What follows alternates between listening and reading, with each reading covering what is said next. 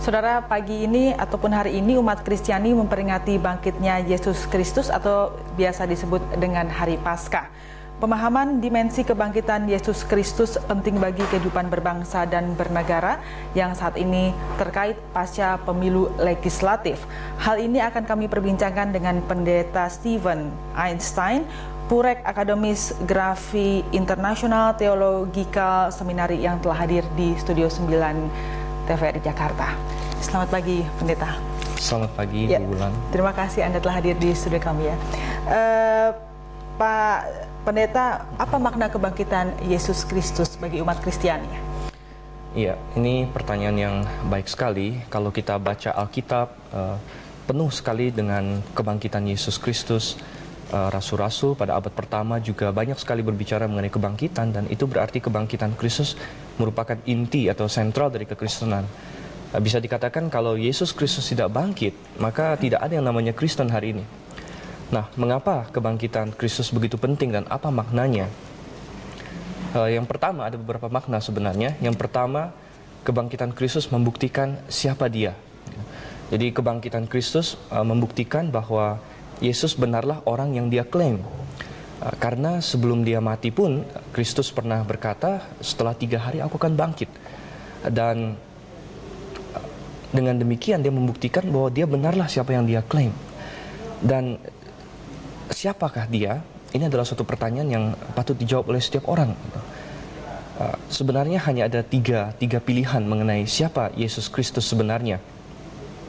Yesus Kristus mengklaim bahwa dirinya adalah Tuhan yang datang ya, untuk menyelamatkan manusia. Dan kalau Dia bangkit, benar-benar bangkit daripada kematian, maka hanya ada 3 kemungkinan ya. Kemungkinan pertama, kalau Yesus mengklaim dirinya adalah Tuhan, nomor 1 dia orang gila gitu. Kalau hari ini ada orang yang mengklaim dirinya Tuhan, mungkin kita bilang, wah ini perlu dibawa ke psikiatri gitu. Kemungkinan kedua, dia adalah pembohong ya. Dan kemungkinan ketiga adalah dia benar-benar Tuhan. Sebenarnya tidak ada kemungkinan keempat ya. Kita tidak bisa berkata bahwa Yesus hanyalah seorang yang baik ya, atau Yesus hanyalah seorang guru yang baik, karena guru yang baik tidak mungkin mengklaim dirinya Tuhan kalau dia bukan benar-benar Tuhan. Bayangkan kalau ada guru di sekolah tiba-tiba bilang dia Tuhan, ya mungkin dia pasti bukan guru yang baik lagi.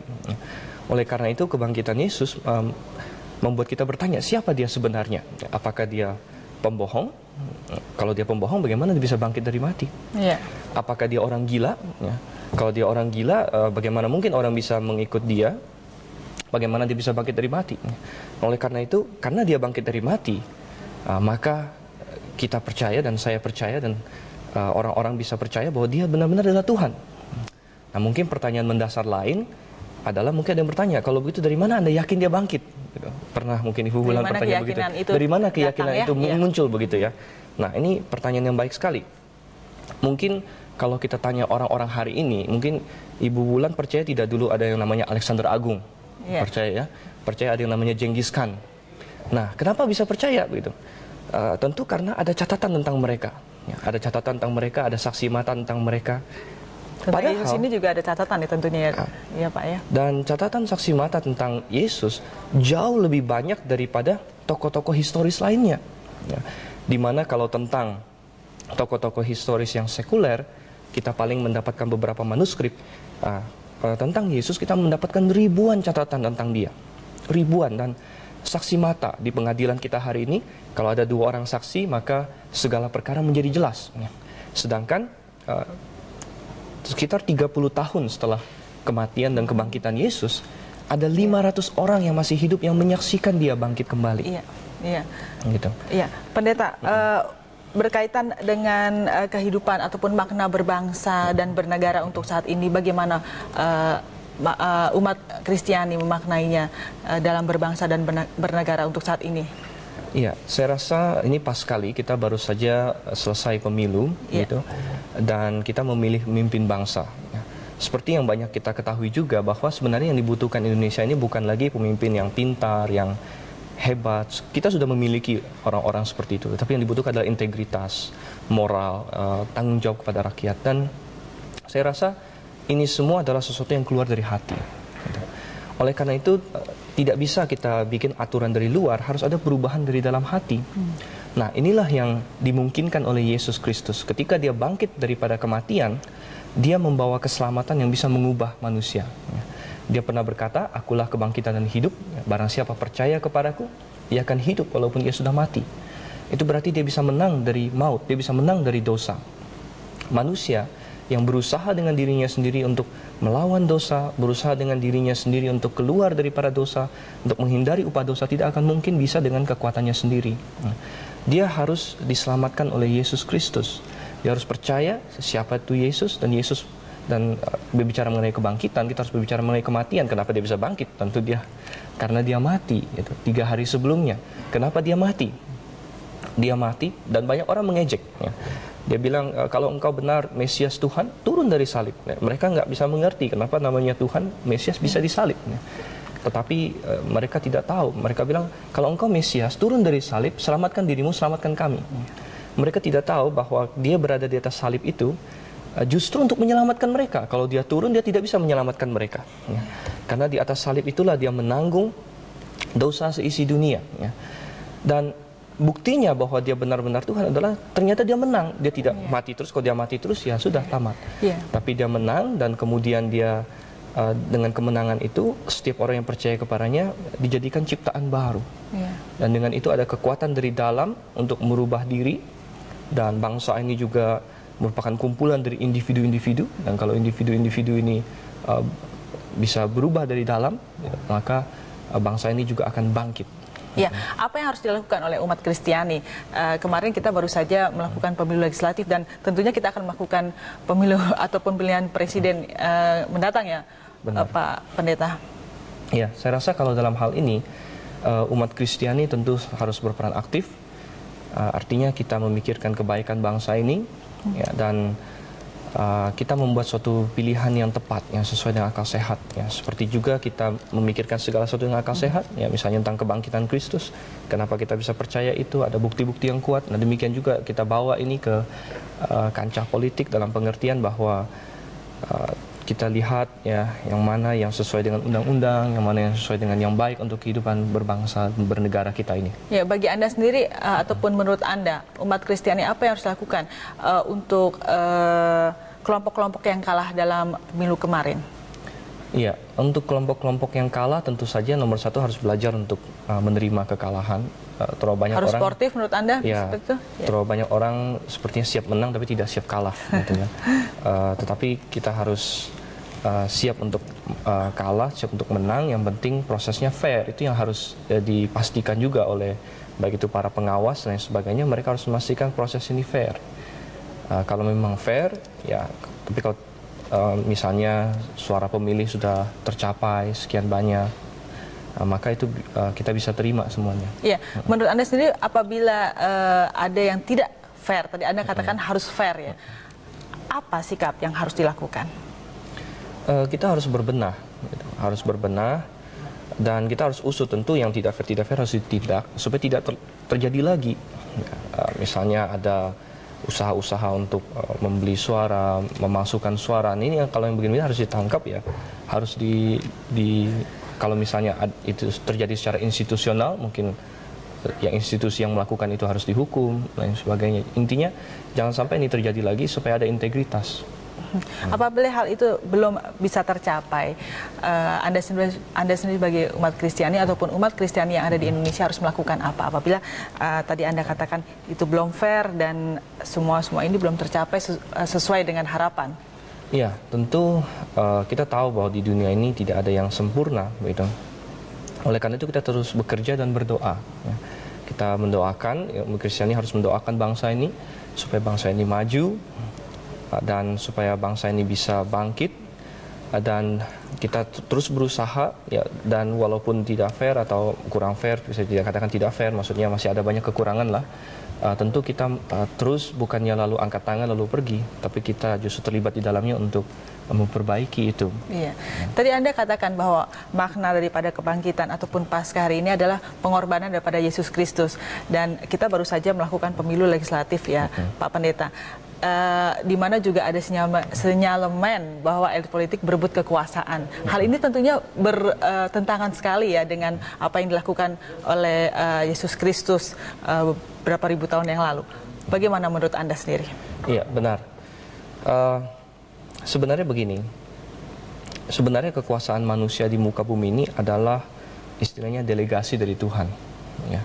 Tidak ada manusia yang bisa memerintah kalau bukan dia mendapatkan istilahnya delegasi kekuasaan dari Tuhan. Ya. Ketika Yesus Kristus diadili oleh Pilatus, Pilatus bertanya kepada Yesus, dia berkata, kenapa kamu diam saja? Tidak tahukah Anda bahwa saya punya kuasa untuk membebaskan atau menghukum Anda? Dan Yesus berkata, kamu tidak punya kuasa sedikit pun kalau bukan diberikan kepadamu dari atas. Ya. Nah, ini menandakan bahwa Yesus sebenarnya adalah pemegang kekuasaan sebenarnya. Dialah yang menentukan. Namun dia turun ke dunia, istilahnya mengosongkan diri, menghambakan diri. Ya. Nah, kita perlu belajar dari ini. Kenapa dia mengosongkan diri? Kenapa dia menghambakan diri? Untuk istilahnya untuk manusia. Ya. Kenapa dia perlu melakukan seperti itu? Ya. Karena manusia sudah berdosa. Dan dosa tidak bisa diselesaikan dengan perbuatan baik. Ya. Kalau misalnya orang hari ini mencuri, merampok, apalagi membunuh, memperkosa, ini semua adalah pelanggaran KUHP. Ya. Pelanggaran KUHP nggak bisa si penjahat lalu berkata, Pak Hakim, saya nggak usah dihukum, saya berbuat baik, berbuat amal aja. Tentu nggak bisa. Ya. Oleh karena itu dia harus dihukum. Nah, dosa harus dihukum. Dan Yesus datang ke dalam dunia. Ya, dia yang adalah penguasa tertinggi, dia mau merendahkan diri, datang ke dalam dunia untuk apa? Untuk menanggung dosa itu. Dia mati tapi dia tidak mati, dia bangkit kembali. Nah, dan setiap orang yang percaya kepadanya beroleh hidup yang kekal. Apa yang bisa kita pelajari dari ini semua? Betapa dia tidak mementingkan diri sendiri. Ya. Terlalu banyak orang hari ini yang ingin memperebutkan kekuasaan. Saya lihat trennya itu memperebutkan kekuasaan untuk diri sendiri. Ya. Dan saya jadi bertanya-tanya, mereka yang sudah menggelontor sekian M, bahkan sekian triliun mungkin untuk kampanye dan lain sebagainya, apa yang akan dia pikirkan kalau dia nanti naik gitu? Apakah pertama-tama yang dipikirkan adalah bagaimana uang saya kembali? Ataukah dia benar-benar berpikir masalah istilahnya umatnya, rakyatnya? Artinya gitu. sudah banyak mungkin juga tidak hanya umat Kristiani yang sudah mungkin juga umat ataupun dari agama lain sudah luntur dari hal-hal yang tadi Anda katakan.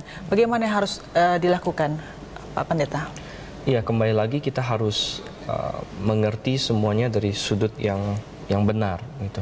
Banyak orang hidup beragama itu tidak mengerti apa yang dia lakukan. Ya. Bagaimana seharusnya jadi ya supaya orang beragama ataupun orang yang memeluk agama bisa memaknai arti apa agama yang dia peluk itu, Pak Pendeta?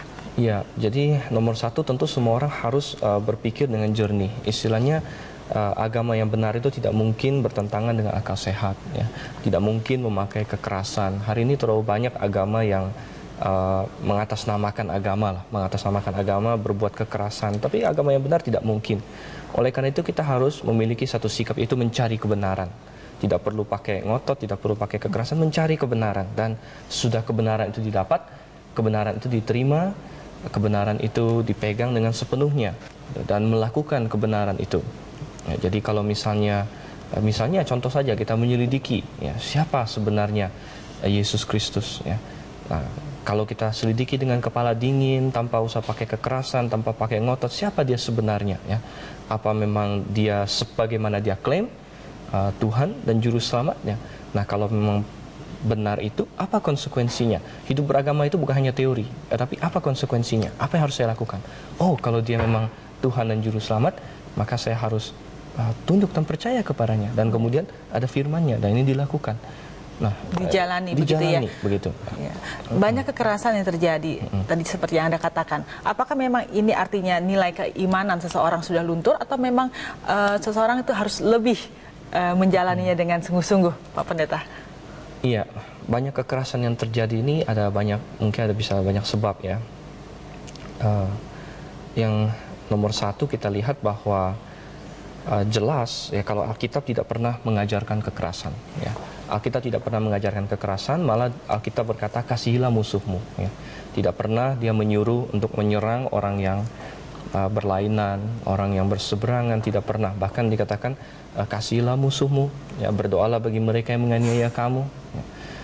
Jadi kalau umat Kristiani sungguh-sungguh kembali kepada dasarnya, ya, dasar Alkitab, ya, dan dasar ini kan kita pakai istilah fondasi, gitu ya, fondasi yaitu Alkitab kita. Ya. Nah, oleh karena itu kembali kepada fondasi masing-masing apa? Ada orang punya fondasi keyakinan yang lain, begitu ya. Mungkin dia dikuasai oleh kebencian dan sebagainya. Dia dikuasai oleh ajaran-ajaran yang mengajak dia, wah pokoknya kalau yang lain harus dibasmi atau misalnya. Ini bukanlah fondasi Kristen. Ya, fondasi Kristen Alkitab adalah fondasi yang berkata Kristus bahkan telah mati untuk umat manusia. Ya. Bagaimana mungkin sebagai pengikut Kristus malah menyakiti manusia yang lain. Anda sendiri melihat kerukunan hidup antar umat beragama di Indonesia ini khususnya bagaimana Pak Pendeta? Iya, kerukunan umat sebenarnya ada dua sisi yang bisa kita lihat, begitu ya. Di sisi yang pertama, Indonesia memang sebagai suatu negara yang beraneka ragam, jadi sangat berpotensi untuk menjadi suatu contoh yang sangat baik, begitu ya. Tapi sayangnya di berbagai tempat masih kurang. Saya lihat di sini ada sebenarnya peran pemerintah harus sebagai suatu penengah. Penengah artinya begini, Undang-Undang Dasar kita menjamin kebebasan tiap-tiap orang untuk berkumpul, untuk melakukan apa? Berkumpul jangankan untuk beribadah, berkumpul untuk istilahnya acara-acara biasa saja ada jaminan kebebasan itu. Kita kan bukan di negara komunis, kita bukan di negara di mana tiap orang dikontrol seperti robot. Kita negara bebas. Nah, kalau misalnya untuk hal-hal biasa, untuk nyanyi-nyanyi, karaoke, untuk apa, orang bebas di rumahnya. Kenapa untuk beribadah justru istilahnya banyak sekali ditentang, dikekang. Singkat saja Pak Pendeta, pesan Anda dalam peringatan Paskah ini apa? Iya, pesan untuk orang-orang yang merayakan kebangkitan Yesus sebenarnya ya, orang-orang yang adalah pesan saya, ingatlah terus bahwa Yesus Kristus telah bangkit dan dia telah menang, dan itu memiliki suatu arti ya. Kalau Anda belum tahu siapa dia, Anda perlu mencari tahu siapa dia, dan kalau Anda sudah percaya kepadanya, maka ada pengharapan karena dia bangkit, maka suatu hari pun kita akan bangkit. Baik, terima kasih Pak Pendeta Stephen atas bincang-bincangnya dan kehadiran di studio kami pagi ini. Terima kasih kembali. Dan saudara, demikian tadi perbincangan kami dengan Pendeta Stephen Einstein. Dan informasi lainnya akan kami hadirkan usai pesan-pesan berikut ini. Tetaplah bersama Warta Nusantara.